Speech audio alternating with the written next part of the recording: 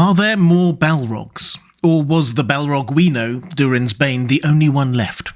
Let's take a look. Hi everyone, this is Robert. Welcome to In Deep Geek. On this channel we cover The Lord of the Rings and Tolkien's Legendarium in nerdy detail, as well as A Song of Ice and Fire and The Witcher. Welcome.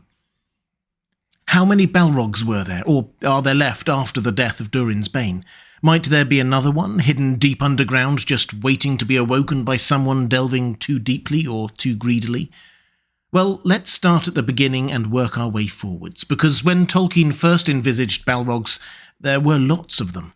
In the Silmarillion, we read that, "Of the Maiar, many were drawn to Melkor's splendour in the days of his greatness, and remained in that allegiance down into his darkness, and others he corrupted afterwards to his service with lies and treacherous gifts.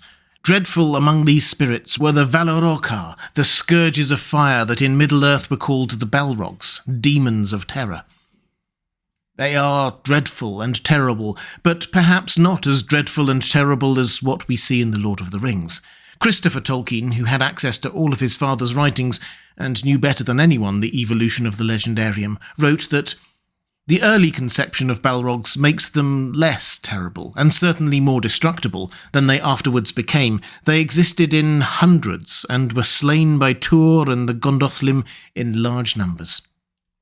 Elsewhere, in an early draft of what became the Silmarillion, Tolkien even writes of 1,000 Balrogs heading into battle. Though as the Legendarium developed, Balrogs became incrementally more powerful, and also fewer in number.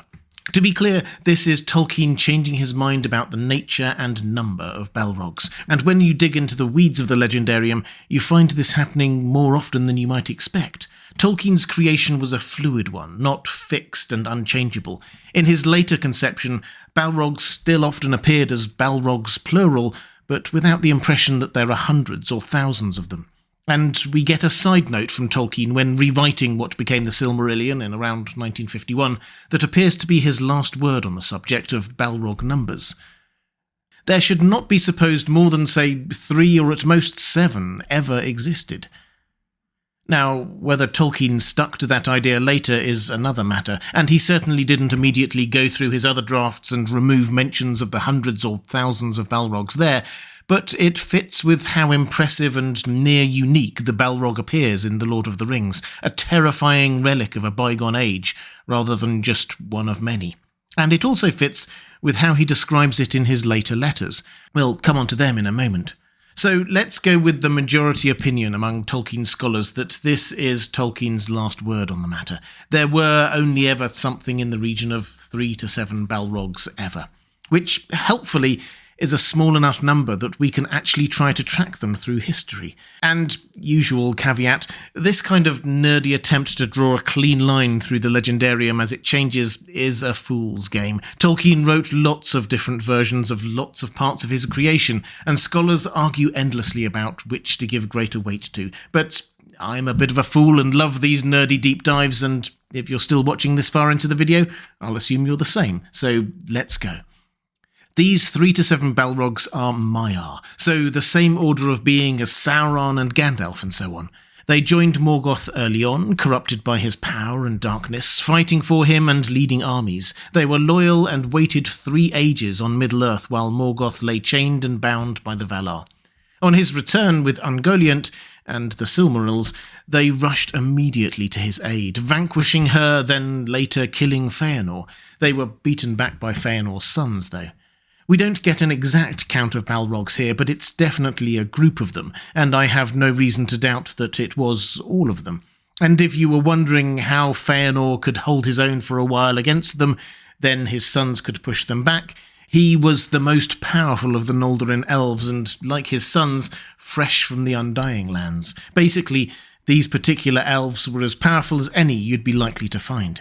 Still, we don't read that they killed any of the Balrogs. That honour was for Ecthelion and Glorfindel, who each killed one during the fall of Gondolin. Both sacrificed their lives in the process. Glorfindel's battle against a Balrog is rightly celebrated, but perhaps the greater feat was actually Ecthelion, for he slew Gothmog, the lord of the Balrogs. That's the only named Balrog we know of, other than Lungorthin, who appeared in a very early draft, and the name didn't seem to survive to later works. Durin's Bane is, of course, the name the dwarves gave to the Balrog that they later encountered, not the name that the Balrog themselves had. Anyway, we can now take 2 Balrogs from that original count of 3 to 7. And at the end of the First Age came the War of Wrath, when the host of the Valar set out to Middle-earth to take on Morgoth. We read that the Balrogs were destroyed, save some few that fled and hid themselves in caverns inaccessible at the roots of the earth. The idea here is a bit like how Sauron hid in Middle-earth at the start of the Second Age. So too did some Balrogs. It's just that Sauron soon resurfaced and the Balrog, or Balrogs, didn't. So let's get back to the numbers, and say that there were 7 to start with, the maximum Tolkien thinks likely. 2, Gothmog and an unnamed Balrog, were killed in the fall of Gondolin. That leaves 5. Maybe some others were killed off-page somewhere, but presumably we would have heard of it as Balrogs are so powerful, so let's stick with 5. Those remaining Balrogs were then destroyed in the War of Wrath, save some that hid, one of which we know of as Durin's Bane. Which obviously leads to the question, how many is some? Well, it's obviously a deliberately vague word. More than 1 and probably more than 2, but not many. And certainly not more than half of what there was. Basically, the in-world writer of that part of the Silmarillion didn't know. To look at it the other way, to say that the Balrogs were destroyed bar some, seems to imply that most were killed and just the remainder fled. So with 2 dead already, perhaps 2 more died in the War of Wrath, leaving just 3 to flee, or perhaps 3 died in the War of Wrath and 2 fled. Both could be some. At which point, the Balrogs disappear from the narrative until Durin's Bane is awoken in the year 1980 of the Third Age. He dies fighting Gandalf, so of the some, we think 2 or 3, who fled and hid, there is now 1 or 2 left, still lurking somewhere deep underground. Which is obviously quite a concerning thought for the people of Middle-earth going into the Fourth Age, particularly as most of those you might think could stand a chance against it, Gandalf, Glorfindel, Galadriel, and so on, are now gone. Now, in the interests of balance, we should probably also reference this letter to Naomi Mitchison from 1954. Tolkien wrote, "The Balrog is a survivor from the Silmarillion and the legends of the First Age. They were supposed to have all been destroyed in the overthrow of Thangorodrim, his fortress in the north, but here it is found there is usually a hangover, especially of evil from one age to another, that one had escaped and taken refuge under the mountains of Hithaglin, the Misty Mountains." There's no mention here of some Balrogs surviving, just this one, and although he was clearly answering a question about that one Balrog, his letter doesn't leave much room for speculations about others, so perhaps after all he had decided that there was just that one left. At which point, we should probably acknowledge that we've been rather blithely talking about Balrogs getting killed or destroyed, but also that they are immortal spiritual Maiar. How does that work? Well, the same as it does with other Maiar. You can kill their physical bodies while their spirits live on, tied to the world. Sometimes they can take on another physical form, like with Sauron at the end of the Second Age, but for reasons that would probably be too much of a tangent for this video, I think their plight would actually be similar to that of Sauron at the end of the Third Age. This is how Gandalf describes that. "He will be maimed forever, becoming a mere spirit of malice that gnaws itself in the shadows, but cannot again grow or take shape, and so a great evil of this world will be removed." So, in saying that Durin's Bane was killed by Gandalf, we're saying that his body was killed, though his spirit lives on, albeit formless and probably unable to take form again. The same goes for those other Balrogs that were killed in earlier ages. So, let's pull all of this together. Tolkien's last word on the overall number of Balrogs is that there were a maximum of 7. Some, or perhaps just one of them, survived to hide in Middle-earth, and that was killed by Gandalf during The Lord of the Rings. But the spirits or souls of those Balrogs are still out there.